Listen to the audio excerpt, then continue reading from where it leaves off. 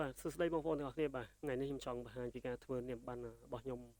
បាទបែបងាយៗស្រួលៗសម្រាប់បងប្អូនថ្មីបាទហើយចំពោះការងារនាមប័ណ្ណនេះបងប្អូនខ្ញុំអត់បានបើកពីដើមទេខ្ញុំចុច record បាត់ហើយបាទអញ្ចឹងបងប្អូនអាចចូលទៅកម្មវិធី Corel បើកកម្មវិធី Corel ហ្នឹងមកហើយបងប្អូនទំនប់កំណត់ទំហំกระดาษបងប្អូនបាទចំពោះបងផ្សេងគាត់អាចយកកន្លែងនេះខាងលើនេះគឺ9ខាងក្រោមនេះគឺ 5.5 ប៉ុន្តែខ្ញុំយកຂະຫນាតខុសគាត់ដោយសារតែការធ្វើខុសគ្នាបាទខ្ញុំទុកពីលេខសងខាងនេះសម្រាប់ការកាត់ក្លោកាត់ទៅវាដាច់វាអីអញ្ចឹងបងប្អូនបាទអញ្ចឹងអាស្រ័យលើបងប្អូនជាអ្នកកំណត់ទេខាងលើនេះបងប្អូនខ្លះគាត់យក9.0ទៅហើយអាបញ្ឈរនេះបងប្អូនខ្លះគាត់យក 5.5 ចំណែកខ្ញុំយក9.2គុណនឹង 5.7 បាទអញ្ចឹងដើម្បីកុំឲ្យខាតពេលយូរបងប្អូនបាទឥឡូវបងប្អូនពេលដែលបងប្អូនកំណត់ក៏ដែរបងប្អូនមានទម្រង់ interface បែបនេះអញ្ចឹងបងប្អូនបញ្ឆោតទៅលើ rectangle នេះមួយដើម្បីទាញវាបងប្អូនបាទហើយជាមួយបងប្អូនទស្សនាទៅខ្ញុំនិយាយតិចបន្ថែមពីលើនឹងទេបាទអញ្ចឹងខ្ញុំបញ្ឆោតវាឲ្យវា load rectangle នេះមកហើយ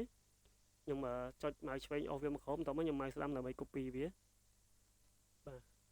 អញ្ចឹងពេលខ្ញុំម៉ៅស្ដាំខ្ញុំហើយខ្ញុំចុច save បាទដើម្បីពុតវាបាទដោះកន្លែងនេះចេញផងបាទដោះចេញឲ្យដើម្បីយកឲ្យវាមកត្រង់ចេះបាទគឺខ្ញុំចង់បានក្បាច់ពុតកោងចេះបន្ទាប់មកយកកន្លែងពុតកោងនេះបងប្អូនបាទយើងទីវាក្រោមតិចមកបាទយើងគិតថាកន្លែងផ្ទៃខាងនេះបងប្អូនទុកដាក់អក្សរអាសយដ្ឋានណាបងប្អូនបាទអញ្ចឹងបងប្អូនអាចមើលបដាខ្ញុំធ្វើតិចបន្ថែមបាទខ្ញុំចាក់ពណ៌វាខ្ញុំដោះនេះបងប្អូនដោះ stroke នេះបាទដោះ stroke ហ្នឹងបងប្អូនគ្រាន់តែចុចលើសញ្ញាខ្វែងនេះចុចម៉ៅស្ដាំបាទពេលដែលបងប្អូនចង់ដាក់ stroke វាវិញក៏ចុចម៉ៅស្ដាំដែរបងប្អូនឧទាហរណ៍ថាឥឡូវយើងចង់ដាក់ពណ៌ក្រហមគេវាពណ៌ក្រហមអញ្ចឹងខ្ញុំអត់យក stroke ទេខ្ញុំចុចម៉ៅស្ដាំមកដើម្បីដាច់វាអញ្ចឹងណាបាទបន្ទាប់ពីបានហើយខ្ញុំចុចយកកន្លែង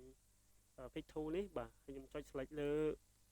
ផ្ទាំងដែលខ្ញុំចាប់កោងវិញហ្នឹងហើយខ្ញុំអូសវាឡើងលើបន្តិចហើយចុច C ជាប់ដើម្បីវាឡើងត្រង់បងប្អូនបើយើងអត់ចុច C វារត់ចុះរត់ឡើងចេះអញ្ចឹងយើងចុច C ជាប់មកដើម្បីយក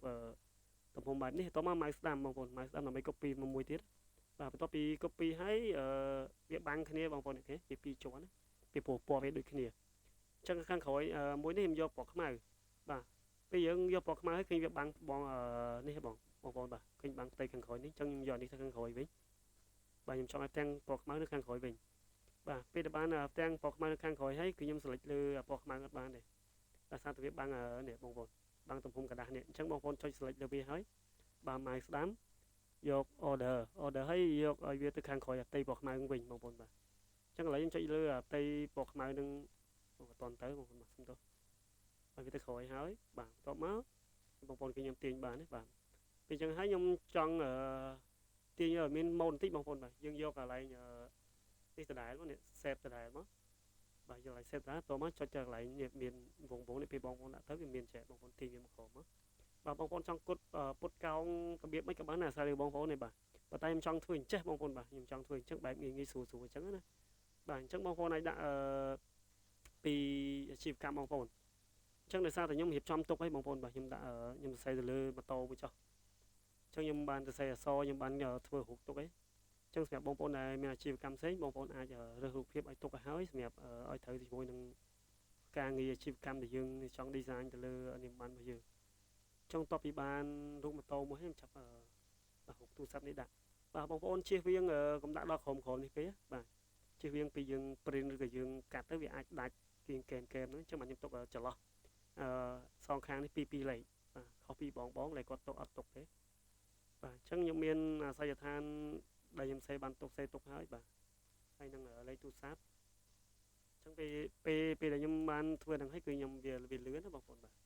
អញ្ចឹងយើងដឹងថាតើអាជីវកម្មរបស់យើងត្រូវការអីខ្លះបាទស្លេកចំវាមកតោះមកយើងស្រែកវាបងប្អូនស្រែកវាចំកន្លែងដែលយើងគិតថាស្អាតល្មមសមរម្យបងប្អូនបាទដូចបញ្ជាក់បងប្អូនអញ្ចឹងកុំដៅដល់ក្រោមពេកបងប្អូននេះถ้าដាក់ដល់ក្រោមពេកតែយើង print ឬក៏កាត់មកវាដាច់ណាអញ្ចឹងជៀសវាងកុំឲ្យដាច់ហ្នឹងនេះខ្ញុំស្រែកតិចបាទអញ្ចឹងបងប្អូនអាចមើលលេងទៅបាទបើបងប្អូនធុញបិទសំឡេងបាទនិយាយលេបងប្អូនបាទដោយសារតែខ្ញុំចង់បង្ហាញបងប្អូនឲ្យវាស៊ីជម្រៅបន្តិចបាទបន្ទាប់មកខ្ញុំដាក់ឈ្មោះខ្ញុំបាទហើយខ្ញុំចាប់ដាក់ទាំងអស់ហ្មងទៅក៏ប៉ុតខាងលើនេះបងប្អូនអាចដាក់ជាឈ្មោះហាងបាទឈ្មោះហាងហើយបន្ទាប់មកដាក់ពីសេវាកម្មបងប្អូនដាក់ពីសេវាកម្មបងប្អូនហើយបងប្អូនអាចដាក់ជាឈ្មោះភាសាខ្មែរភាសាអង់គ្លេសអញ្ចឹងណាបងប្អូនបាទហើយដាក់តួនាទីបងប្អូនមកបាទគឺហ្នឹងវារត់តែស្អាតរត់តែល្អទៀតហើយតែដោយសារតែខ្ញុំចង់បង្ហាញបងប្អូនខ្លីៗងាយបាទសូមខ្ញុំធ្វើបន្តិចសិនទេបាទសម្រាប់បងប្អូនដែលចង់បាទចេះ design នាមប័ណ្ណផ្សេងៗបាទបងប្អូនអាចរើសរូបភាពនៅក្នុងអ៊ីនធឺណិតបានបាទនៅ Google បងប្អូនវាយទៅពាក្យ name card ទៅគឺវាចេញមកហើយអញ្ចឹងដូចបញ្ជាក់បងប្អូនអញ្ចឹងខ្ញុំធ្វើនេះគឺវិធីងាយស្រួលបាទវិធីងាយស្រួលបាទបងប្អូនគាត់ថាស្រីវាស្អាតតិចមើលទៅមកស្អាតមកសមរម្យបងប្អូនបាទខ្ញុំគិតថាប៉ុណ្នេះវាសមរម្យវាមិនស្រឡះពេកក៏វាមិនឆ្អៀតពេកដែរតែជាធម្មតាខាងលើនេះគឺមានត្រូវមានឈ្មោះហាងបងប្អូនមានឈ្មោះហាងនិងមានសេវាកម្មរបៀបនេះបងប្អូនមានឈ្មោះហាងមានសេវាកម្មហើយឈ្មោះបងប្អូនហើយតួនាទីបងប្អូនមកបាទហើយលេខទូរស័ព្ទហើយនឹងអាសយដ្ឋានមកគឺហើយនឹង logo ផ្សេងមួយទៀតមកនឹងរូបភាពដែលបងប្អូនចង់បង្ហាញទៅអតិថិជនបងប្អូនណាបាទអញ្ចឹងខ្ញុំមានតែប៉ុណ្្នឹងសម្រាប់ការធ្វើនេះមកបានបាទសូមអរគុណបងប្អូនដែលបានទស្សនាវីដេអូនេះបាទជំរាបលា